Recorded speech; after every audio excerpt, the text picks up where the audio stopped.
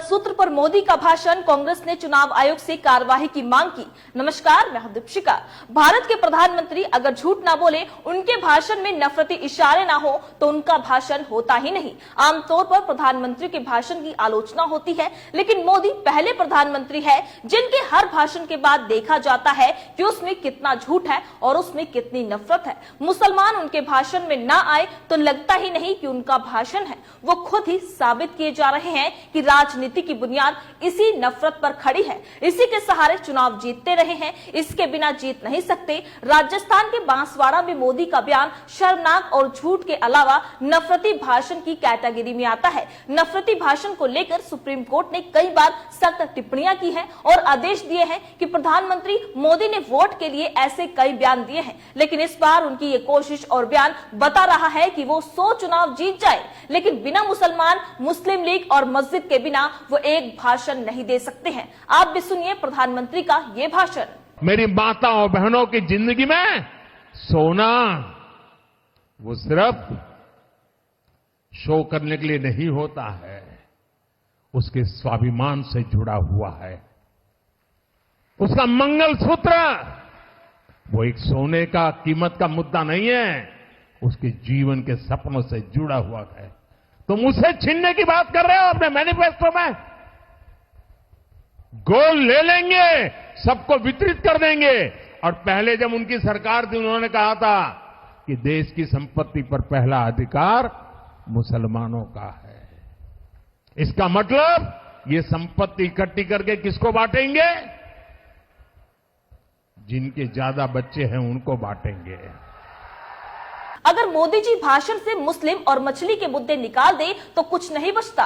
राजस्थान के बांसवाड़ा में जहां उन्होंने भाषण दिया है और बयान दिया है, बांसवाड़ा की आबादी 20 लाख से ज्यादा है और ये जनजातीय समाज की बहुलता है यहाँ पर। अगर बांसवाड़ा को लेकर खबरें देखेंगी तो पता चलेगा कि यहाँ गरीबी ज्यादा है, लोगों की कमाई कम है। ऐसी जगह पर उन्हें बताना चाहिए था कि आपकी कमाई कैसे बढ़ेगी। 10 साल में वो क्यों नहीं बढ़ा सके तो मुसलमान और मंगलसूत्र पर बोल रहे हैं। क्या राजस्थान का विकास मुसलमान और मुस्लिम लीग जैसी बातों से हो सकता है? सवाल खड़ा होता है। बांसवाड़ा का प्रधानमंत्री का भाषण बता रहा है कि वे मुसलमान के खिलाफ नफरती बात किए बगैर भाषण नहीं दे सकते। उनकी राजनीति का मूल ही यही है। ट्विटर पर कई नागरिक चुनाव आयोग को उनके भाषण टैग कर सवाल पूछ रहे हैं। आयोग कब जागेगा और कार्यवाही कब होगी? कई लोग तो इस भाषण के कारण प्रधानमंत्री मोदी पर मुकदमा दर्ज करने की मांग कर रहे हैं और लोग पूछ रहे हैं कि क्या आयोग कोई सख्त कदम उठाएगा या इसे अनदेखा कर दिया जाएगा, और कदम उठाएगा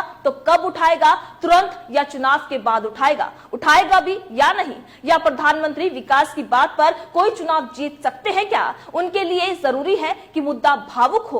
और अगर कांग्रेस मैनिफेस्टो की बात करे तो कांग्रेस ने अपने मैनिफेस्टो में कहीं भी नहीं कहा कि वो माताओं बहनों के सोने का हिसाब करेगी और फिर उसे बांट देगी। कोई भी पार्टी ऐसा नहीं कर सकती, लेकिन प्रधानमंत्री मोदी इस तरीके का झूठ बोल सकते हैं। आप भी सुनिए कांग्रेस का क्या कहना है मोदी के इस झूठे बयान पर। प्रधानमंत्री ने आज फिर झूठ बोला। एक चुनाव जीतने के लिए आप झूठ पे झूठ परोसते चले जाओगे जनता को। चलिए, आपकी गारंटियां झूठी, आपके जुमले झूठे, आपके वादे झूठे। अब देश को हिंदू मुसलमान के नाम पर आप झूठ परोस कर बांट रहे हैं।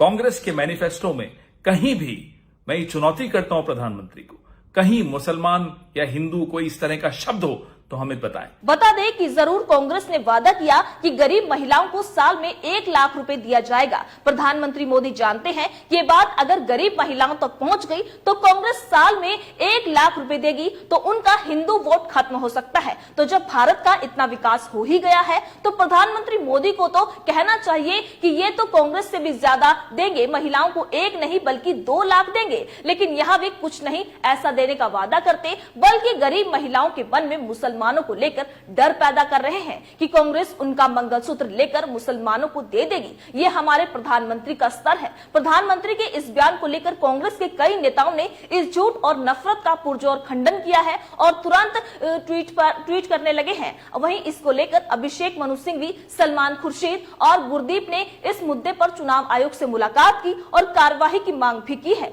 जी आपको बता दें, 2024 की लड़ाई बहुत अलग है। इस चुनाव में बेरोजगारी के साथ दांव पर लगी है। अगर यह मुद्दा इस चुनाव में हार गया तो फिर इस देश के नौजवान कभी भी अपनी बेरोजगारी के सवाल पर राजनीतिक दलों को चेतावनी नहीं दे पाएंगे। नेता ही उनकी बेरोजगारी का मजाक उड़ाने लगेंगे। 10 साल बाद मोदी जी इस मुद्दों पर बोलने की स्थिति में नहीं है। क्या प्रधानमंत्री का भाषण का ऐसा स्तर होना चाहिए? आपकी क्या राय है? अपनी राय कमेंट बॉक्स में लिखकर हमें जरूर बताइएगा। इसी तरीके से देश और दुनिया से जुड़ी हर छोटी से बड़ी अपडेट के लिए FBN यानी फ्रंटलाइन ब्रेकिंग न्यूज के साथ बने रहिएगा।